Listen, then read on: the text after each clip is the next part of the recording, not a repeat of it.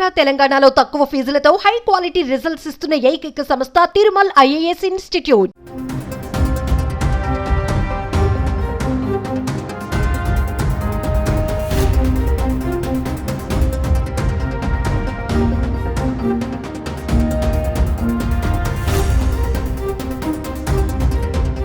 తిరుపతిలో తొక్కిసలాట ఘటన తీవ్ర విషాదాన్ని నింపడంతో పాటు రాష్ట్రంలో రాజకీయ దుమారానికి కూడా దారితీసిందని చెప్పుకోవచ్చు. విపక్షాలు ప్రభుత్వంపై దుమ్మెత్తిపోస్తున్నాయి.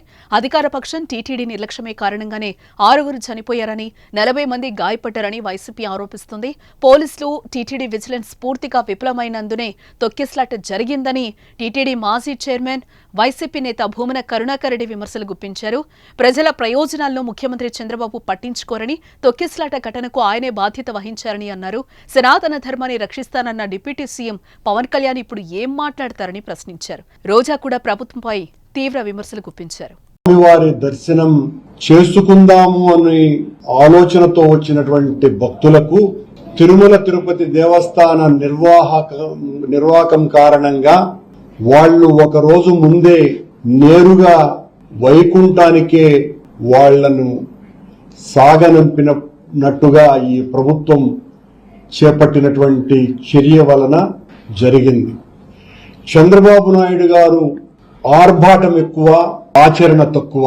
తెలంగాణలో ఒక సినిమా ఫ్యాన్ షోకి అల్లు అర్జున్ గారు వస్తే ఆయనకి సంబంధం లేకుండా తోపులాట జరిగినప్పుడు అక్కడ ఒక మహిళ చనిపోతే అల్లు అర్జున్ గారి మీద 105 బిఎన్ఎస్ పెట్టడం జరిగింది.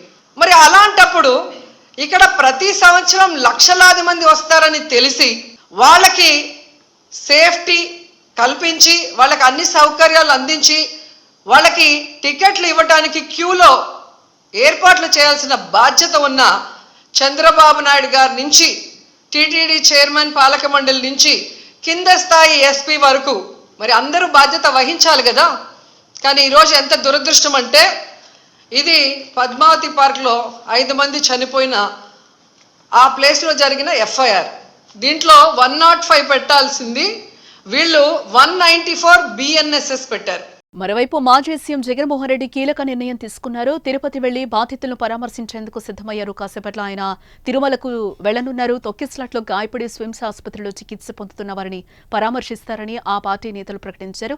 మరోవైపు అధికార పార్టీ నాయకులు కూడా ఇప్పటికే తిరుపతి చేరుకున్నారు.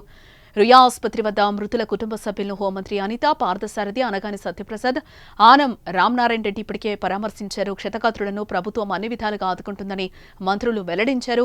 గాయపడిన వారికి మెరుగైన వైద్య సేవలు అందజేస్తామని మంత్రులు తెలిపారు. చంద్రబాబు, పవన్ కూడా తిరుపతికి వెళ్లారు.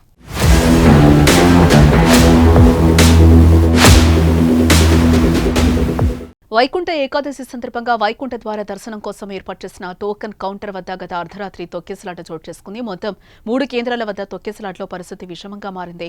మొత్తం 6 మృతి చెందారు. పలువురు గాయపడగా రియా స్విమ్స్ ఆసుపత్రిలో చికిత్స పొందుతున్నారు.